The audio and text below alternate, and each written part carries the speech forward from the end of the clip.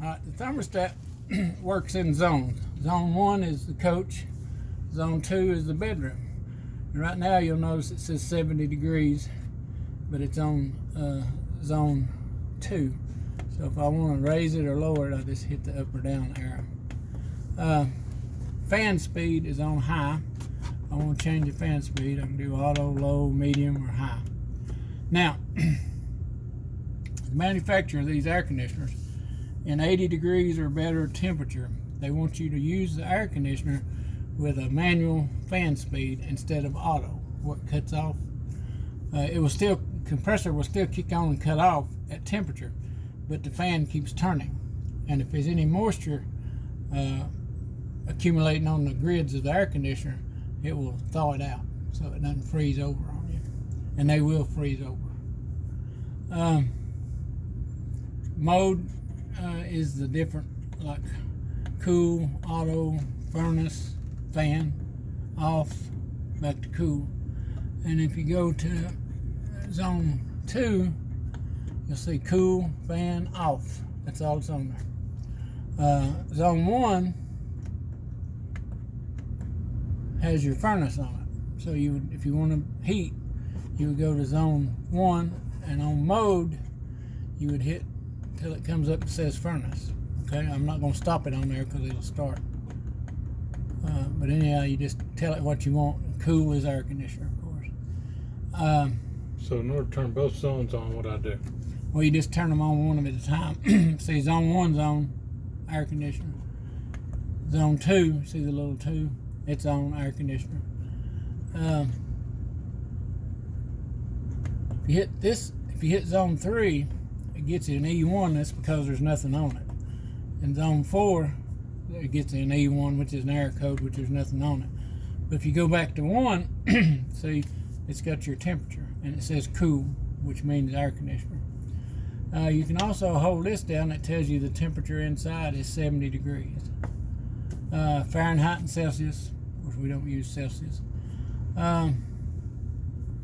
It's got a little bitty clock. It's about that big. I wouldn't even fool with setting it. Program. I don't like to use that because whatever you set in it, that's what it's going to start and quit. And if you're moving from place to place, it won't work. I don't like the program. Yeah. If you ever do, or somebody, one of your kids do, and you need to get it out of it, this whole program and the power button together, and it'll clear it. It took me a long time to figure that one out. All right.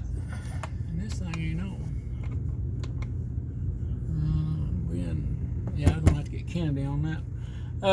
This is a monitor for all your power. Tells you L1 and L2, how much amperage you're pulling, any faults on it. I'll get Kennedy in here on that. This is a power manager, and you'll see it says 50 amps.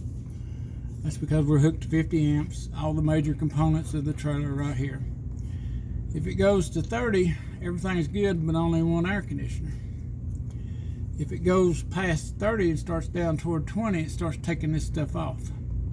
Now, this does not mean air conditioner. This is a different grid for the different power sources in the trailer.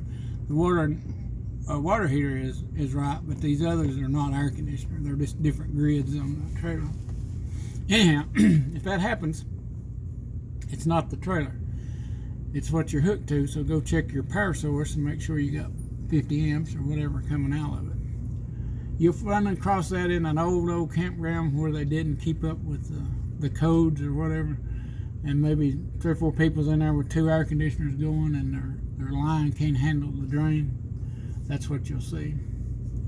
All right, now this thing here is the hot water heater, and it's got to have a switch on right here. It says gas hot water heater, and then this, you just turn it.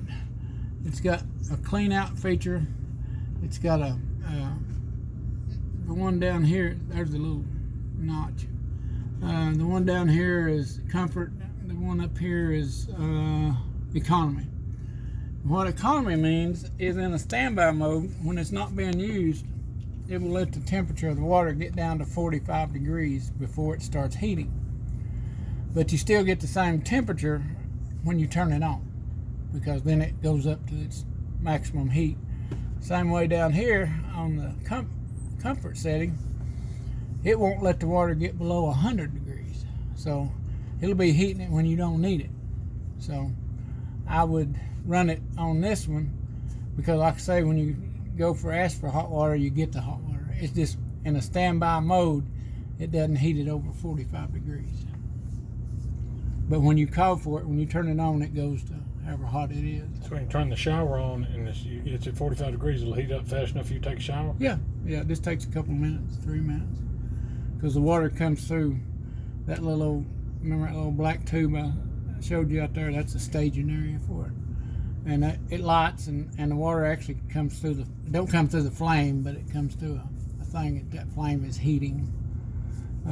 Everybody's got these things, seems to like them because you never run out of hot water unless you run out of gas. So that's another reason I told you to monitor your gas. All right. Of course, the awnings, we just talked about that.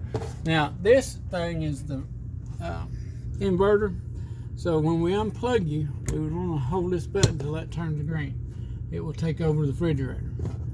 It's not working right now because you've got power on it. And you can just turn it off. This is fuses, car fuses, 20, I think 15 maybe, I don't really know. Let's see what it says. I don't know. Wonder where. Yeah, and see it tells everything that it's controlling. And also it has a little red light down here. If one of these blows, it'll come up and turn red and tell you which one to change. But anywhere, most of them are 20s. You got 1.1 and 1.3, but everything else is 20. If you don't have any of these things, you can go to Walmart and get a whole bag of them, or a box of them. But I'd get them, carry them with me because you're gonna blow them.